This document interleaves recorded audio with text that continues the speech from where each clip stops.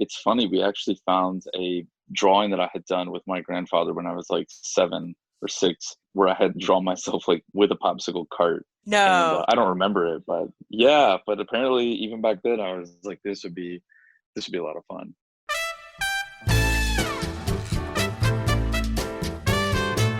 I'm Robin Sussingham, and this is The Zest. Citrus, seafood, Spanish flavor, and southern charm. We're all about food in Florida. If anything sounds better than a popsicle in the middle of a Florida summer, I'd like to know what that is.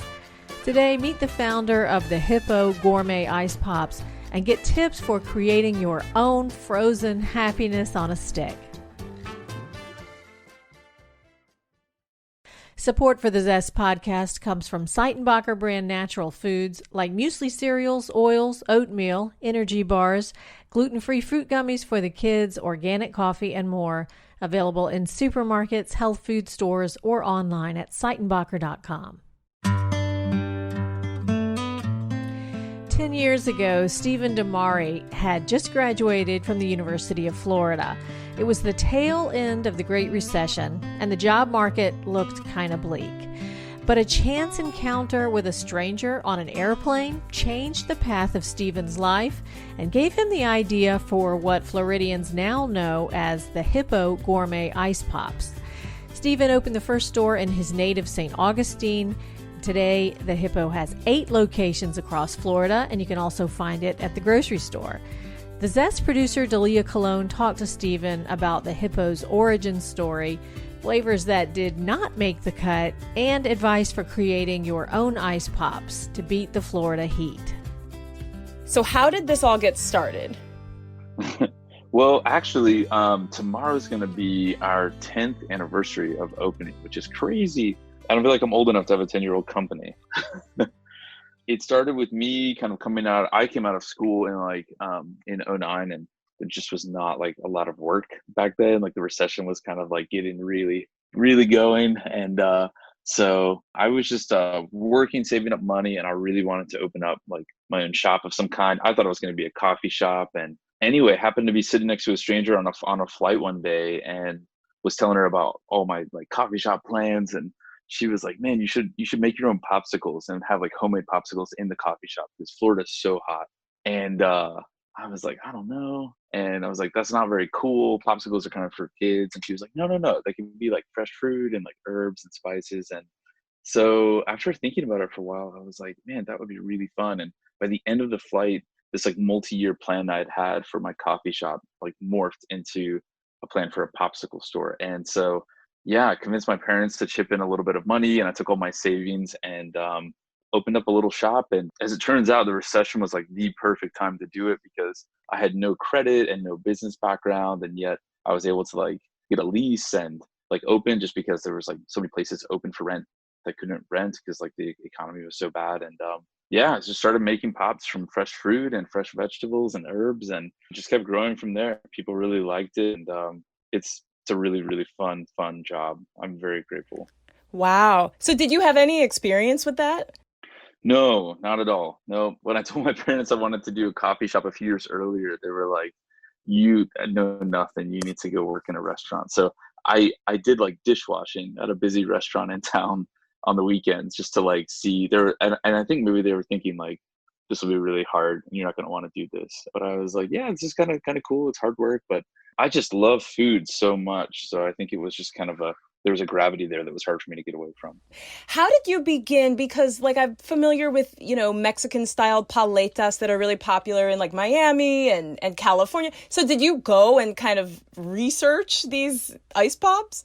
No, I didn't. I just didn't have time. I wanted to. So I just like looked up as much as I could on the internet and then just like started. I love trial and error. I love like making something and testing it and seeing if it works. And there's something about that process that makes it like so much more rewarding when you finally hit something that works. Yeah. And so I only researched for so long before I just want to start like doing. And so I did as much research as I could online, and then I'm like, I just got to start making these things. And Mm-hmm. Everyone around me was a guinea pig back then. I guess they still are for different things, but So what are some flavor combinations you tried that did not work? the most iconic one was we did like a barbecue sweet potato popsicle once, and it was accurate and it was terrible. That doesn't even So sound bad. good. So bad. Oh we man. we tried to do like a pineapple with cream at one point, and the pineapple ended up like curdling the cream before we could get it frozen, and it tasted like metal. Like it tasted like you put a penny in your mouth. It tasted so bad. Oh my So there's gosh. definitely some failures in there.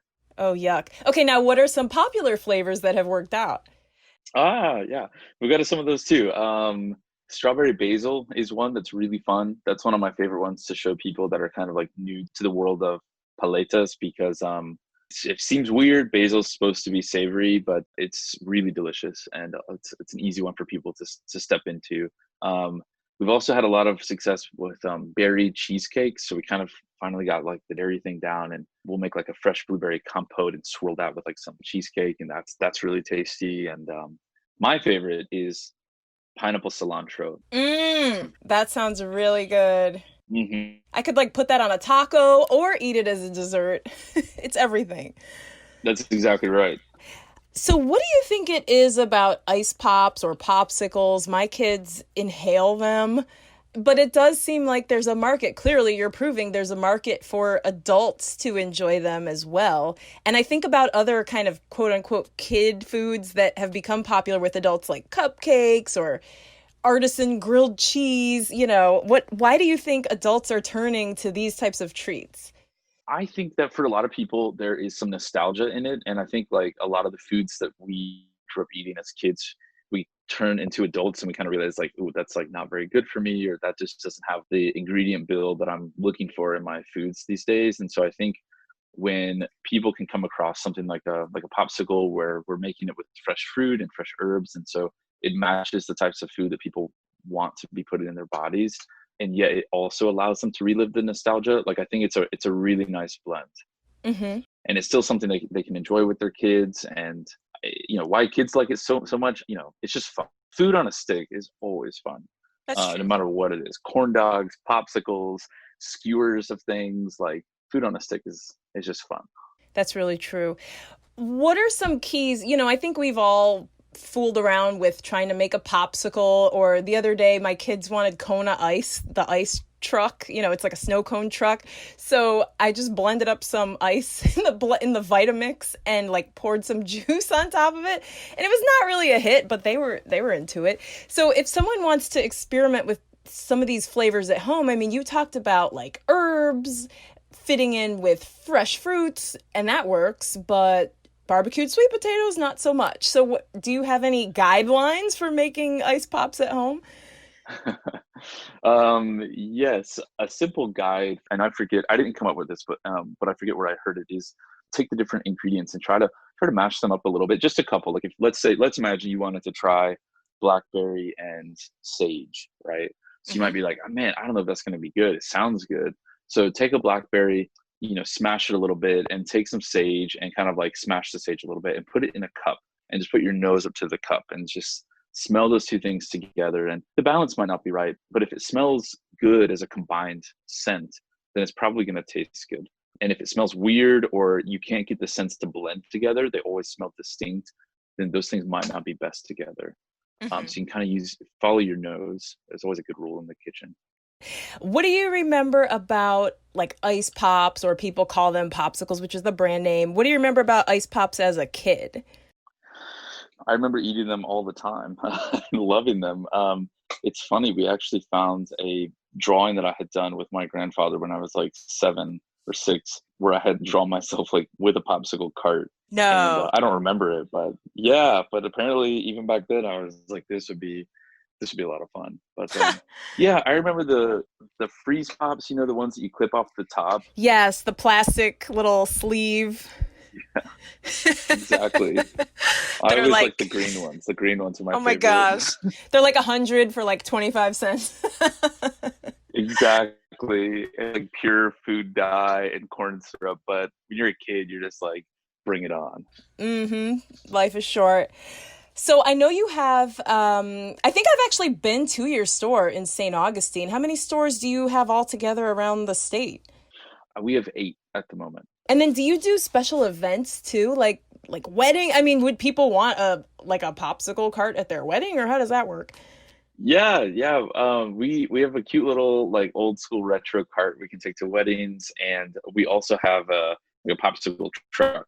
And people love having the popsicle truck at weddings. I had it at my wedding 2 years ago, and it's just it'd be fun. It's a really fun dessert alternative, to cake. And if you're a summer wedding in Florida, you need something. Oh, 100%. It does sound a little messy though. Like if I'm the bride, I'm not partaking until after the photos are done. That's right. Yeah. Usually the brides are grabbing one like as they're getting on the dance floor. That's usually kind of when we see the brides going for it because all the pictures are done and it's just time to boogie. So yeah. Yeah. Okay, now whatever happened to the woman who sat next to you on the plane and gave you the idea? Did you ever reconnect with her? I did. I sent her a message. I guess at this point it's like ages ago, but yeah, I sent her a message on LinkedIn and we connected. And I was like, "Hey, this idea, this thing you told me, this became like a reality for me." And so it's just kind of like a thank you. And I haven't talked to her since then, but you just never know, when you speak to people, like how they're going to take your ideas. And sometimes people are in just the right frame of mind to take what you say and run with it. I certainly was. I really appreciated what she said, and it's changed my life pretty dramatically. So. Wow. What did she say? What was her response? I think she was happy, but she had a lot going on. She was a really like super busy person. She and her husband both like I think had like a huge firm, and so I think she was like, "That's great. Good luck." Wow. I have to ask you about sort of adult beverage ice pops. What are your thoughts on mixing in like spirits or wine into an ice pop?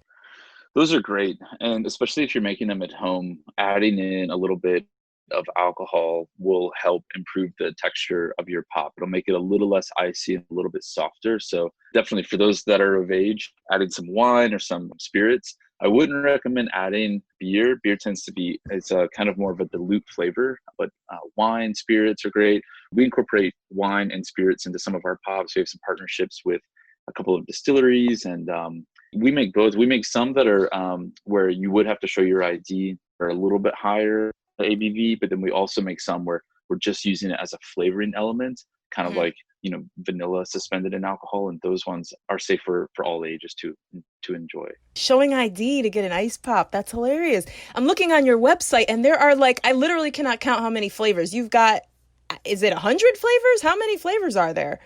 It's hundreds. I don't even know. We don't have all of them at a given time, but like we post up that list to kind of show the different flavors you should expect to find in our store rolling and rotating throughout the year, kind of with seasonality and just as we kind of like have the whim to make them. But yeah, those are all pops that we've made and all recipes we've made. And I think our recipe book itself is up over 600. Oh my gosh. But yeah, it's just so much fun. There's so many good ideas, and we've gotten so many good ideas from our customers. And so we're constantly hearing a great idea and wanting to make that into a pop. Yeah, I'm looking. Sangria, pineapple, Nutella, dragon fruit, banana walnut, eggnog, Earl Grey. Do you wake up in the middle of the night and like jot down ideas? I used to, for sure. Now there's so many ideas. And we have so many fans of each flavor that we really spend a lot of time trying to balance which ones that we're bringing back, because somebody will fall in love with, let's say, sangria pineapple, and we might not have it for 9 months or 10 months, and so they're like, when is sangria pineapple coming back? And so we really have to work hard to try to get a good rotation going to not disappoint everyone. Yeah, it's kind of like when you go to Trader Joe's and like the product that you loved last month is gone. You're like, don't do this to me. That's a great example. It's an example from my life. Why is it called the Hyppo? Why is the company called the Hyppo? That's a great question.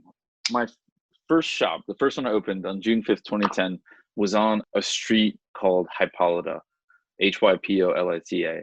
And when I was thinking about a name, I didn't want a name that was like maybe specific to the product. I wanted a name that was specific to where I was. I've always been a really big fan of local culture and local communities and being like a part of them instead of being separate from them. And so I ended up just modifying the street name and adding a P, dropping the Lita, and that's how we got the Hyppo.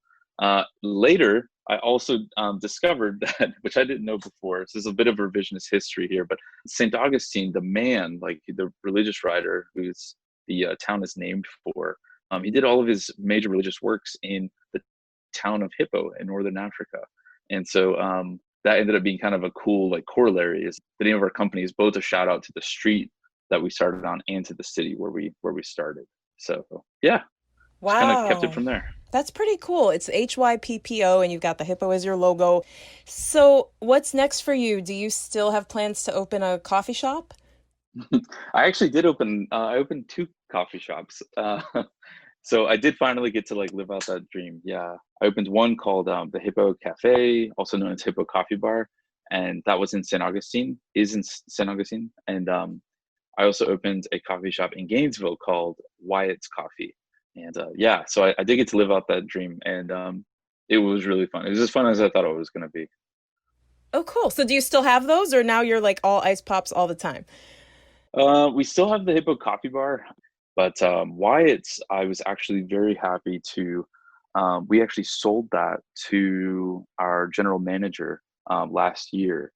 We had so much else going on because we opened this other company or this other brand's called Mayday Ice Cream, and it started to take off. So we turn our own ice cream in house and make it and make that all. And we just got so busy, and our GM was doing such an amazing job, and so I was just like, hey, I think you should buy this. And he did. And so he's running it now with his family, and they're doing an amazing job with it. It's very happy to see it thrive. That is awesome. So, the ice cream is also available at the Hippo? No, it's a totally different brand. So yeah, there's a lot of like crossover staff, and it's the same company, but it's called Mayday, and it's manufactured in a different facility here in St. Augustine. And but yeah, lots of fun flavors, and really kind of ported over a lot of the techniques and love of flavor that we had at Hyppo into making great ice cream and sorbets and dairy-free ice creams. And it has been a really, really fun, very well received too, which is always nice. What advice do you have for people who have an idea in the back of their mind? I want to open up a taco shop, or I think I might have a business idea for, fill in the blank. You actually took that leap. So, what advice would you have for people who are dreaming of having a sort of quirky business? My first advice is to figure out a way to start doing it, like just to start doing it today. And whether that's just like just going and buying some ingredients and making what you want to make for friends, or whether it's, just starting to design something that you imagine, but you really just need to start today. And I think for a lot of people, they want to plan everything out and de-risk everything first. And when it comes to doing something new, there's just no such thing as getting rid of all the risk. There's always going to be risk. And so if you can just chip away and do something every day toward what you're interested in, that's really going to put you in the right direction. That's how I do. Like whenever I have a new idea or a new project, I'll start thinking about it, and then I'll just try to figure out what's like the cheapest, like most efficient way for me to like just test this, even if it's not a full test, just to see it.